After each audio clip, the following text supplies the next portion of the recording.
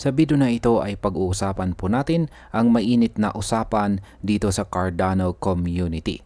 Sa kabila ng kasalukuyang pagbaba ng presyo ni ADA, nananatiling mataas po ang tiwala ng maraming traders at analysts na kaya pa rin itong umabot sa bagong all-time high na $4 bago matapos ang taon. Kaya pag-uusapan po natin kung paano po ito posible, ano ang nakikita sa chart, at ano po ang maaring epekto nito sa presyo ni Cardano sa mga susunod na buwan. Pero bago po tayo magpatuloy, ay pakibasa na lamang po muna ang disclaimer dito po sa ibaba ng ating screen. Ayan.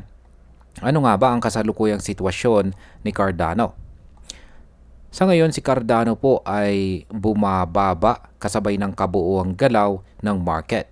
Matapos niyang umakyat hanggang $1.02 nitong August, bumalik po siya sa bearish trend at nahulog sa kasalukuyang presyo na 0.830. Sa loob lamang po ng 24 hours ay bumagsak siya ng 5%. Dahil dito, karamihan ng bumili kay ADA sa simula ng taon ay kasalukuyang nasa loss ng 3.8% year to date. Kaya sa market impact, ang pagbaba po ng presyo sa ganitong antas ay maaaring magdulot ng panic selling sa mga short-term traders. Pero nagbibigay din ito ng entry opportunity para sa mga long-term believers ni Cardano. Ngayon ay paano po ba nabuo ang current price structure ni Cardano? Ayon po sa chart analysis dito, si Cardano ay nasa loob ng isang rising wedge pattern na nagsimula pa mula sa lows ng 0.22 noong June 2023.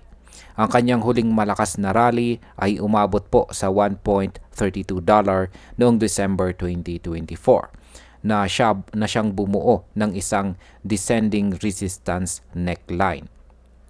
Noong August 14, sinubukan po niyang basagin ang resistance sa $1.02 pero na-reject po siya. Kaya ang market impact po nito ay ang paulit-ulit na rejection sa resistance level ay nagpapakita na kailangan muna ng malakas na volume at momentum bago po muling makapag-breakout itong si ADA. Nasaan naman ang susunod na support ni ADA? Base po sa chart na ito, ang susunod na support ni Cardano ay makikita malapit po sa lower boundary ng channel.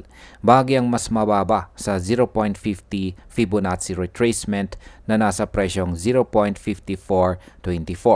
Kung babagsak po siya sa antas na ito, posibleng magtagal ang consolidation bago po siya muling magkaroon ng upward momentum. Kaya sa market impact, kapag nag-hold ang 0.51 support level, mananatiling buhay ang posibilidad ng isang malaking rally. Pero kapag nabasag po ito, maaring mas lumalim pa ang dip at maantala ang target na $4. Ngayon ay paano po posibleng maabot ni Cardano ang presyong $4? Ayon po sa technical analysis, may posibilidad na umakyat po si Cardano hanggang $4.14 bago po matapos ang taong 2025 or mismong ang taong ito.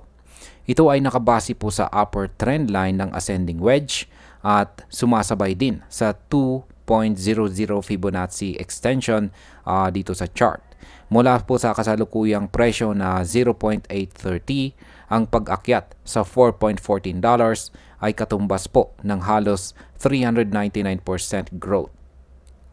Pagdating po sa market impact, kapag nakita ng mga investors ang ganitong potential upside, mas marami pong papasok na bagong kapital dito kay ADA na lalong makakatulong para maabot ang target. Ngayon ay ano naman po ang mga intermediate targets bago umabot sa presyong $4?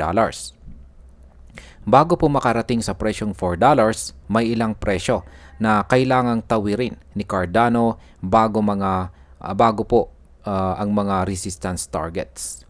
Yan, ito ay ang $1.47, $1.79, $2.47 at ang $3.10. Ang bawat isa sa mga target na ito ay posibleng maging malalaking resistance zones. Kapag nabasag po ang mga ito isa-isa, mas lalaki ang posibilidad na maabot niya ang all-time high. Kaya ang market impact po nito ay ang pagkakaroon ng mga intermediate levels ay nagbibigay po ng chance para sa swing traders na kumita sa bawat galaw. Pero para sa mga long-term holders, ang pinakamahalaga ay ang confirmation ng rally papunta sa presyong $4. Ngayon ay ano naman po ang sinasabi ng Cardano community tungkol dito? Marami pong Cardano community members ang naniniwala na hindi lang $4 ang target.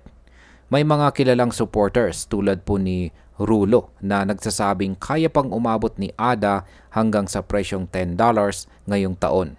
Sumusuporta din dito ang mga analyst gaya ni Ginoong Dan Gambardella at stake pool operator na si SCB. Yan si SEBI na kilala bilang mga perma-bulls ni Cardano. Kaya sa market impact, ang matinding optimism mula sa community ay nakakatulong para mapanatili ang hype at confidence dito kay ADA. Pero may risk din dahil kapag hindi po natupad ang mataas na expectations, maaring magdulot ito ng biglaang pagbebenta mula sa mga traders na mabilis mawalan ng tiwala. Yan, ano po ang dapat bantayan, dapat nating bantayan bilang mga traders sa mga susunod na linggo? Ang pinakamalagang bantayan po natin ay kung mananatili sa itaas ng 0.51 support level itong si ADA. Kailangan din niyang muling subukan at basagin ang $1.47 na resistance para mapatibay ang bullish sentiment. Kapag nagawa po niya ito, tataas po ang kumpiyansa ng market at posibleng magsimula ang tuloy-tuloy na rally papunta sa mas mataas na target. Kaya sa market impact, ang break or pagbasag sa mga susunod na resistance ay maaari pong mag-udyok ng FOMO or fear of missing out sa mga investors. Ito po ay magdadala ng dagdag na liquidity at makakatulong para itulak ang presyo pataas. Bilang panghuli, sa kabila po ng kasalukuyang dip ni Cardano, naniniwala ako na ang kanyang structure at suporta mula sa community ay nagbibigay ng matibay na dahilan para umasa sa isang major rally. Ang target po na $4 ay mukhang realistic kung makakapanatili siya sa itaas ng mga critical support zones at kung magpapatuloy po ang optimism ng kanyang supporters. Gayunpaman, ang $10 na prediction ay mukhang sobrang aggressive, lalo na sa maikling panahon. Kaya para sa akin, si Cardano ay isa sa mga project na may solid fundamentals at malawak na community support. Kung magtatagumpay po siya sa kanyang chart structure at fundamentals, may chance talaga na maging isa po siya sa pinakamalakas na movers ng taong 2025. At ayan, hanggang dito na lamang po tayo sa video na ito mga ka-crypto. Marami pong salamat sa panonood. Ingat po tayo lagi at God bless po sa ating lahat.